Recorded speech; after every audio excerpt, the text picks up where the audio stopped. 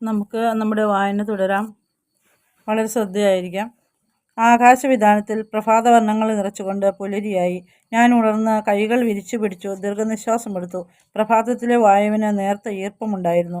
അപ്പോഴും ഉറക്കത്തിലായിരുന്ന ശിഷ്യന്മാരെ ഞാൻ നോക്കി. ലാസർ എനിക്ക് കൊടുത്തയച്ച പണസഞ്ചിയും കെട്ടിപ്പിടിച്ചുകൊണ്ടാണ് യൂദാസിൻ്റെ മയക്കം. ഉറക്കത്തിൽ അവൻ സന്തോഷവാനായി കാണപ്പെട്ടു. എൻ്റെ സ്നേഹിതർ ഉണരും മുമ്പ് ഒരു നടത്തമാകാമെന്ന് ഞാൻ തീരുമാനിച്ചു. എന്നാൽ 3-4 കാലടികൾ മുന്നോട്ട് വെച്ചപ്പോഴേക്കും പത്രോസ് എൻ്റെ അരികിലെത്തി. ഞാൻ നിന്നെ ഉണർത്തിയതോ സ്നേഹിത? ഞാൻ അവനോട് ചോദിച്ചു. ഇല്ല കർത്താവേ, അങ്ങ് മൂരി നിവർത്തുമ്പോൾ ഞാൻ ഉണർന്നിരുന്നു. പിന്നെ അങ്ങ് നടക്കുവാൻ പോവുകയാണെന്ന് കണ്ടപ്പോൾ കൂടെ വരാമെന്ന് കരുതി. നമുക്ക് ഒരുമിച്ച് പ്രാർത്ഥിക്കാമല്ലോ, അവൻ പറഞ്ഞു. പത്രോസേ, നീ എൻ്റെ കൂടെ ഉണ്ടാകുന്നത് സന്തോഷമാണ്. നിൻ്റെ കൂടെ പ്രാർത്ഥിക്കുന്നതും എനിക്ക് സന്തോഷമാണ്, ഞാൻ മറുപടി പറഞ്ഞു. സ്വർഗസ്ഥനായ പിതാവിൻ്റെ മുമ്പാകെ പ്രാർത്ഥനയിൽ ഹൃദയങ്ങൾ തുറക്കുന്നതിന് മുന്നോടിയായി ഞാൻ പത്രോസിനെ സങ്കീർത്തനാലാപനത്താൽ നയിച്ചുകൊണ്ട് നടന്നു. പ്രാർത്ഥിക്കുമ്പോൾ പിതാവിൻ്റെ സ്നേഹം എന്നിൽ നിറയുന്നത് ഞാൻ അനുഭവിച്ചു. പരിശുദ്ധാത്മാവിനെ ഞാൻ ഹൃദയത്തിൽ ഉൾക്കൊണ്ടു. ത്രിത്വത്തിൻ്റെ സ്നേഹത്തിൽ ഒന്നായിരിക്കെ എൻ്റെ അസ്തിത്വം ആനന്ദത്താൽ തുടിച്ചു. നിത്യതയിൽ നിമഗ്നനായിരുന്ന ഞാൻ പ്രാർത്ഥനയ്ക്ക് ശേഷം ഭൂമിയിലേക്ക് മടങ്ങുകയും പത്രോസ് അരികിലുണ്ടെന്ന് ഓർമ്മിക്കുകയും ചെയ്തു. ഭയഭക്തിയാൽ ഭൂമിയിൽ സാഷ്ടാംഗം നമിച്ചു കിടക്കുന്ന പത്രോസിനെ ഞാൻ തിരിഞ്ഞു നോക്കി. എൻ്റെ സ്നേഹിത, നിനക്കെന്തു പറ്റി? മറുപടി അറിഞ്ഞിട്ടും ഞാൻ ചോദിച്ചു. കർത്താവേ, കർത്താവേ, കർത്താവേ, എനിക്ക് വാക്കുകൾക്കായി പരതി അവൻ്റെ നാവിടറി. പറയൂ പത്രോസ്. കുനിഞ്ഞ് അവനെ എഴുന്നേറ്റ് നിൽക്കുവാൻ സഹായിക്കുമ്പോൾ ഞാൻ പറഞ്ഞു.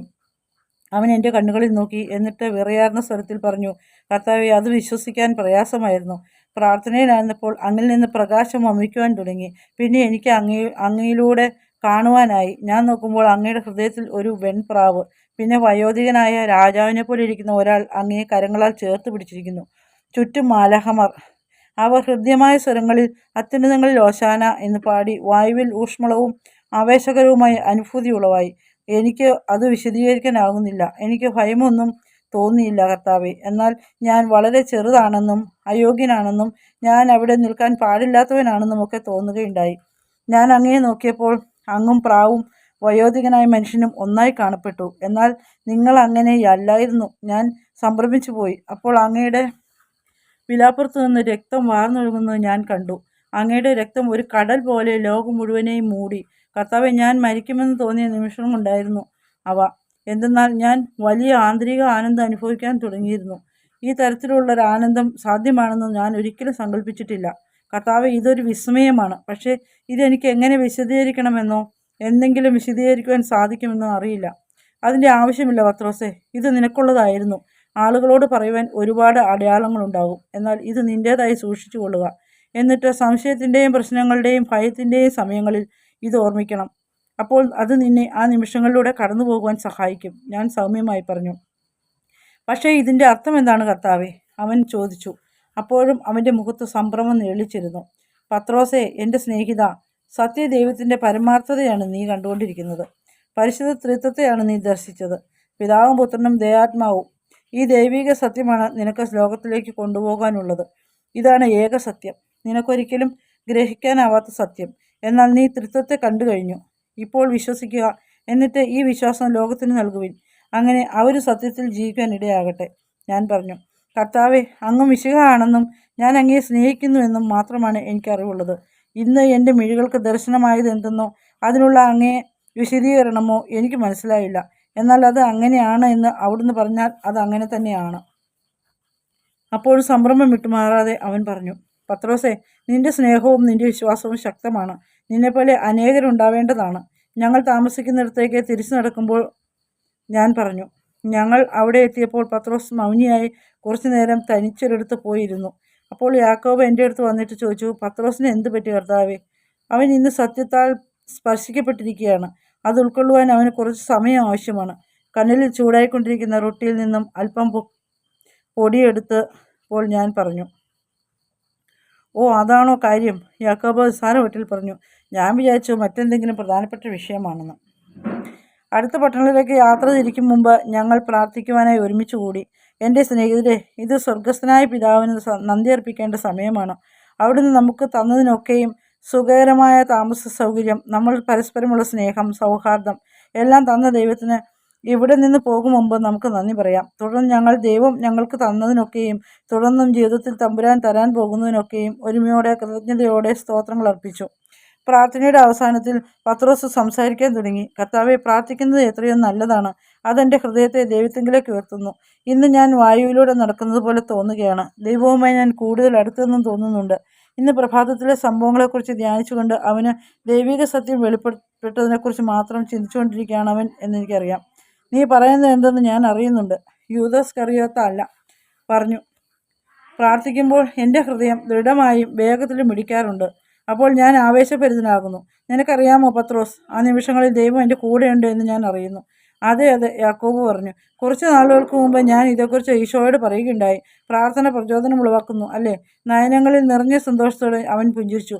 താമസിയാതെ എൻ്റെ എല്ലാ അനുയായികളും പ്രാർത്ഥനയിൽ അവർക്കുണ്ടാകുന്ന അനുഭവങ്ങളെക്കുറിച്ച് ചർച്ച ചെയ്യുകയും തങ്ങളുടെ അനുഭവങ്ങൾ തമ്മിൽ സാമ്യമുണ്ടെന്ന് കണ്ടെത്തുകയും ചെയ്തു.